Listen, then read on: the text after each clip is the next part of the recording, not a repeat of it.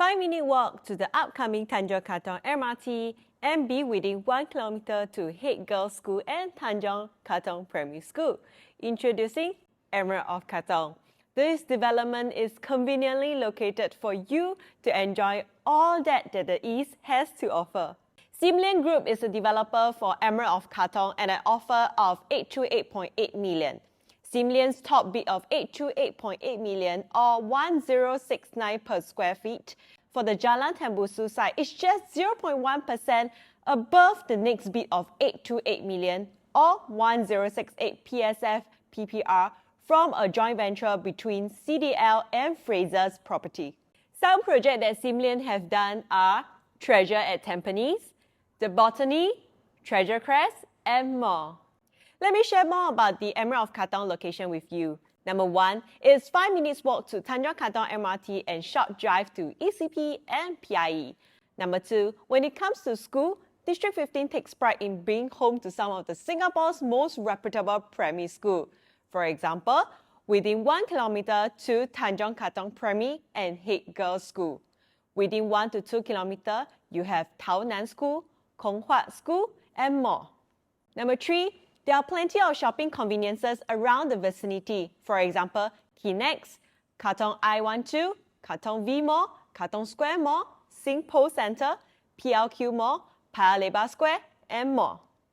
Also, before we dive deeper into the project analysis, if you like my contents, feel free to subscribe the channel and like the video. Let me share more about the land cost for this development. In District 15, there is 3938 of new supply being pumped into it, not including boutiques. And one of the developments is actually 𝐵 of Katong.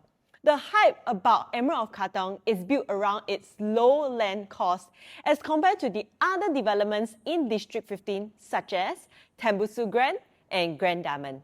𝐿𝐴𝐿 got the land at 1069 PSF, much lower in value as compared to Tembusu Grand, which is 1302 PSF, and Grand Diamond of 1350 PSF. After factoring in the construction costs, land costs, and more, the break-even cost for 𝐵 of Katong is approximately 1911. So the question is, will 𝐿𝐴𝐿 sell cheaper since land price is cheaper? So 𝐵 of Katong falls under the post-GFA harmonization era. So what is GFA harmonization? Based on the new ruling by BCA, all strata areas will be included under the total GFA count and void spaces will no longer count towards the GFA. For your information, aircon ledgers and voids adds up to about 5% to 8% of spaces. With that being said, developers may make lesser overall profits, hence resulting in lower land bids.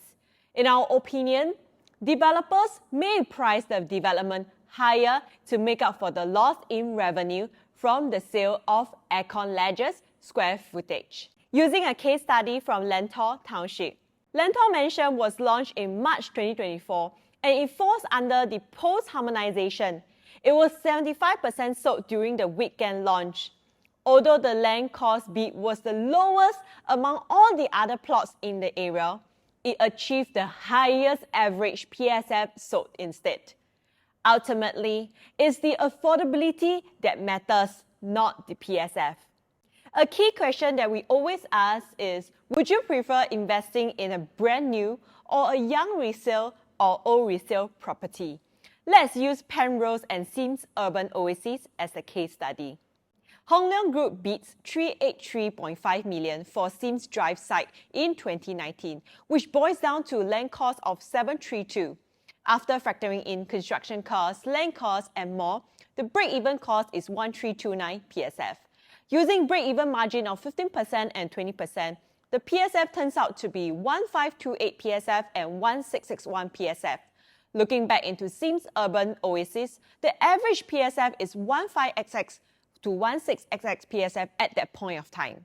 Fast forward 4 years later, Penrose growth is 15 to 20% more than Sims Urban Oasis, showing that brand new property at resale price offers lower risk and potentially higher returns, with the highest profits being 611,000. Bring back to District 15, there's already a narrow price gap between the new and resale condos from 41.9% in 2019 to 19.2% in 2024.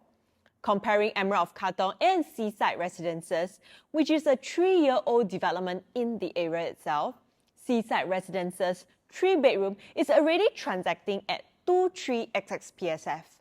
If we use the Penrose versus Sims Urban Oasis case study and apply it for Emerald of Katong versus Seaside Residences, assuming Emerald of Katong is launching at 23xx PSF, similar to Seaside Residences, 4 years later, do you think that there is a potential for Emerald of Katong to have 15 to 20% growth more than Seaside Residences?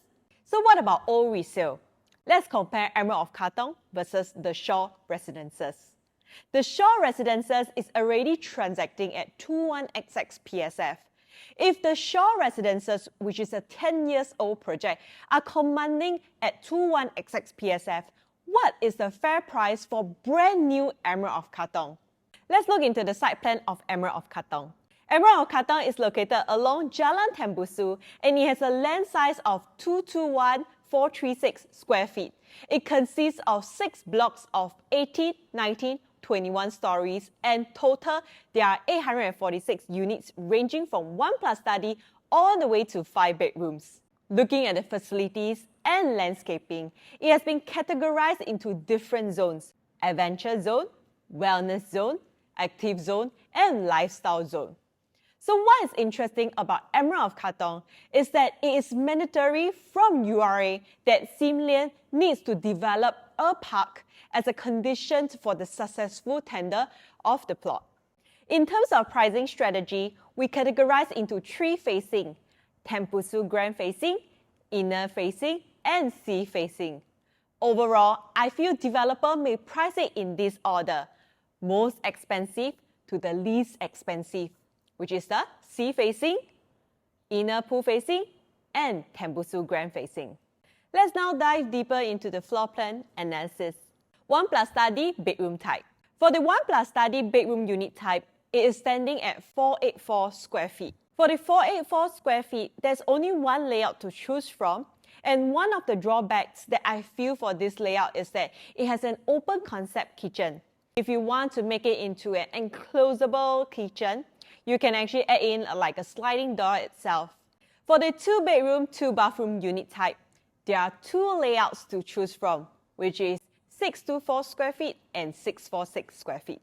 Both 624 square feet and 646 square feet have a dumbbell layout, which means no wasted space, maximum efficiency.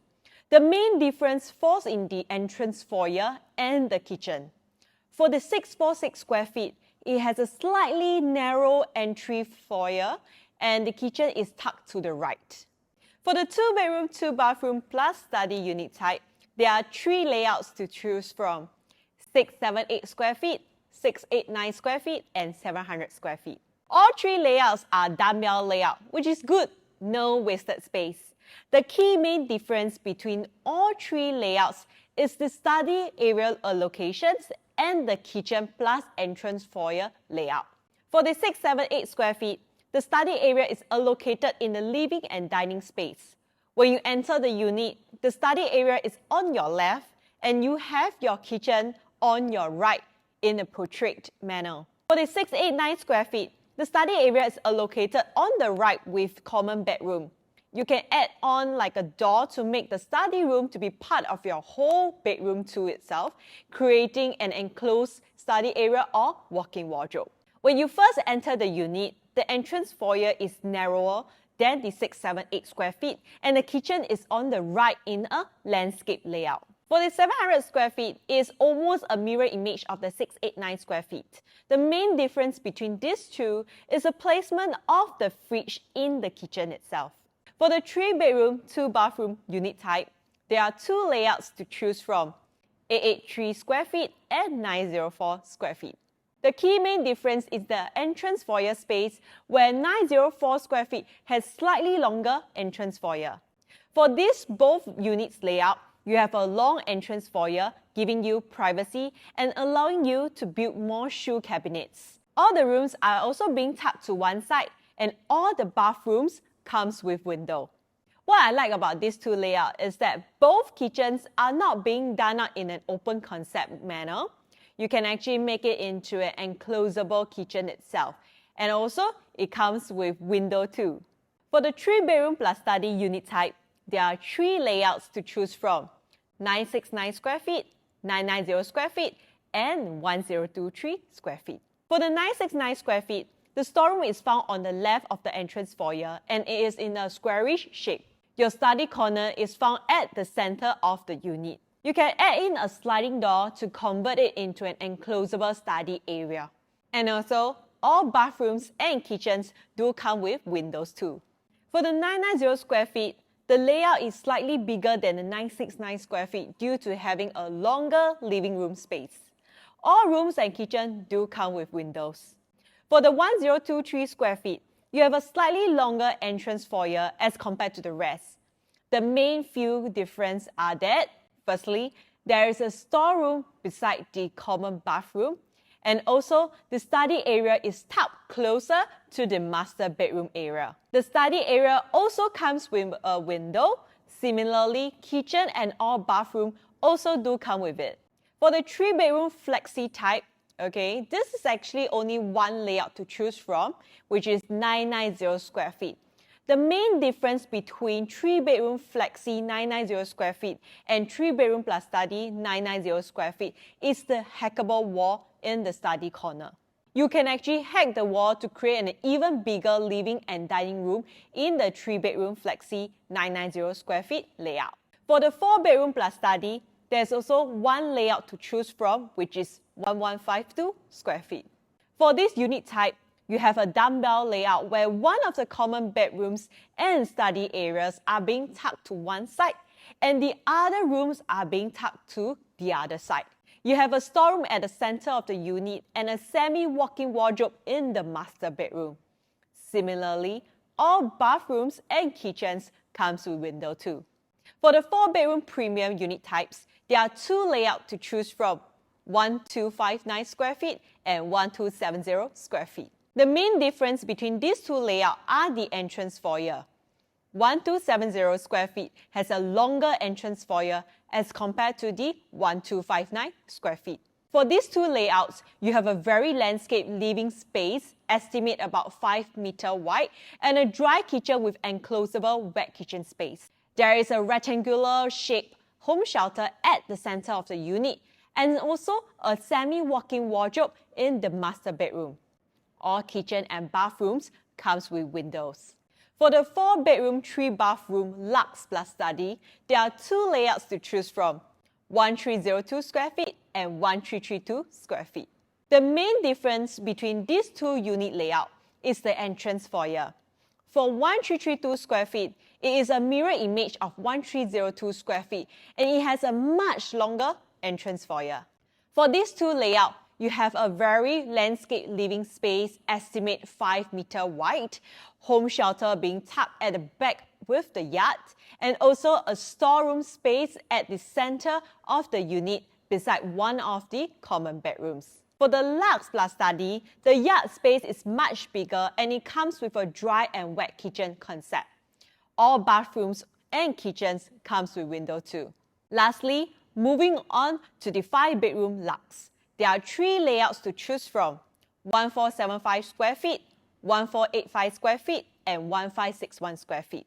For the 1475 square feet, it is located only at one stack and it does not come with any private lift and it has a squarish kitchen. Whereas for 1485 square feet and 1561 square feet, all are located in the same stack and each has its own private lift.